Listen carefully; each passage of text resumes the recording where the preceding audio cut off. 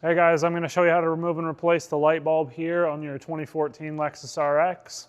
It's pretty simple to do. You might actually even be able to just stick your arm right up here, take a look inside. That light bulb is going to turn counterclockwise to unlock out of the housing. You can see the gray connector that's on there. But we're just going to undo a couple of these fasteners to kind of move this shield out of the road to give us better access. In order to do that, we just need to remove these 10mm fasteners. One here, one here. And I think we could probably just pull this kind of down and out of the road a little bit. And that's going to give you a lot more room. And then just simply reach up in there. Like I say, turn that counterclockwise and then pull this out. And there you go. You can see right there that the bulb is completely disintegrated and gone. It's full of water.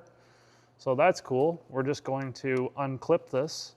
Hopefully the connector pins are not completely rotted out. And it looks like they're completely rotted out. So we're going to need a new connector and a socket. All right, so normally what's going to happen is you just take the bulb and it just pulls straight out. Then you take a new bulb. This is a 194 clear bulb.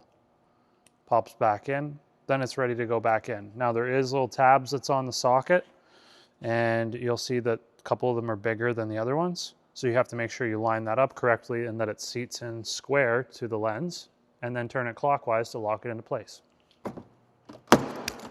Then just simply pop that back into place and put the bolts back in.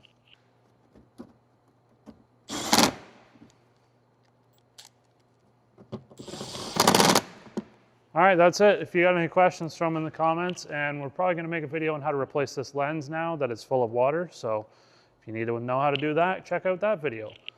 Thanks for watching. Don't forget to subscribe, and we'll see you in the next one.